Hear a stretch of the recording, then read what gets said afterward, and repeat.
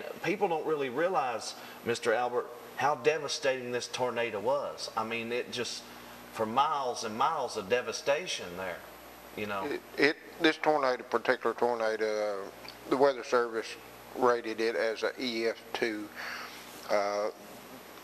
They were a little leery. They thought it could have been an EF3 tornado, but it stayed on the ground 10.2 miles with a devastation path of well over half a mile wide in some places. So, and it caught most people off guard. The good thing about it, excuse me, the good thing about it is it happened when it did. If it had been a couple hours later, more people would have probably been caught off guard. And the thing about it is, we're moving in, you know, we're in summertime now, we're moving into tornado weather. Actually, Kentucky, I saw the weather before I came to work this morning. On the Torcon scale, we're a 3 today, so there is a chance that we could possibly have a tornado today. Oh my goodness. So how does that scale work? I mean, you know, the Weather Service, they get enough scale together and they try to pre-warn people of this? How does that all work? You know, they've got people in the field and they follow these storms and their radar and everything like that, and the scale is 1 to 10, and when the tornado struck Laurel County March the 2nd, we were actually a 9 out of 10 that day. They were telling us, you know, they were warning the people, you are a 9 out of 10.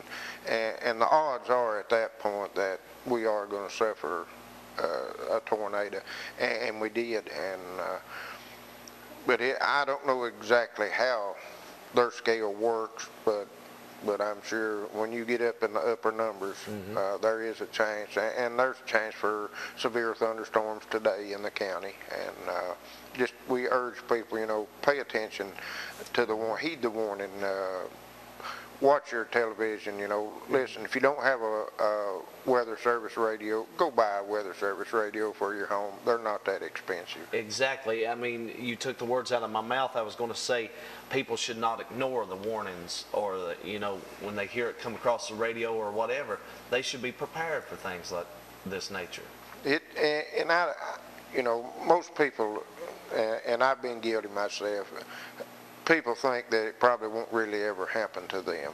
But March the 2nd, this was our Oklahoma, this was our Missouri. You know, it came home to us this time.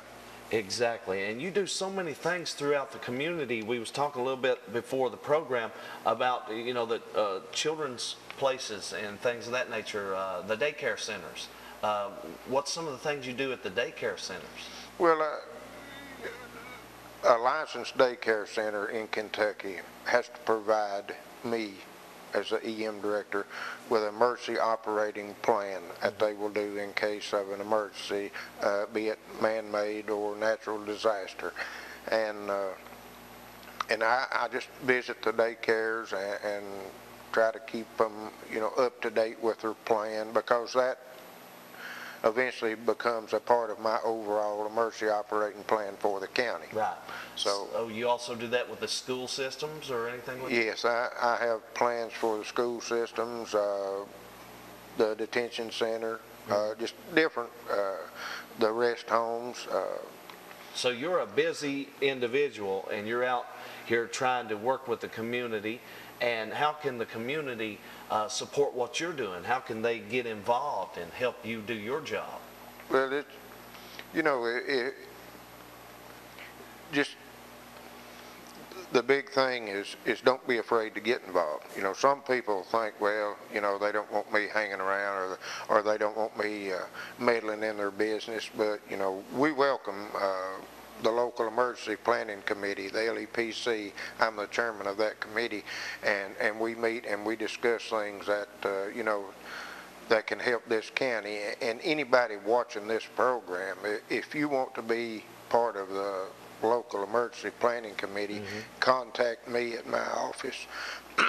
And that number to my office is area code 606-877-2881. 2881. And if anybody watching this program would like to become part of the the LEPC, I would welcome you, you know, if,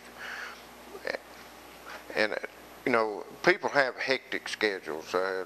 Nowadays, both the husband and wife have to work, and probably the LEPC is probably geared more toward retired people. You know, we've got retired military people that they've reached their end of their career and with the military, and they say, well, there's not much I can do for people now, but actually they can get involved with committees like this, the LEPC and such as that. So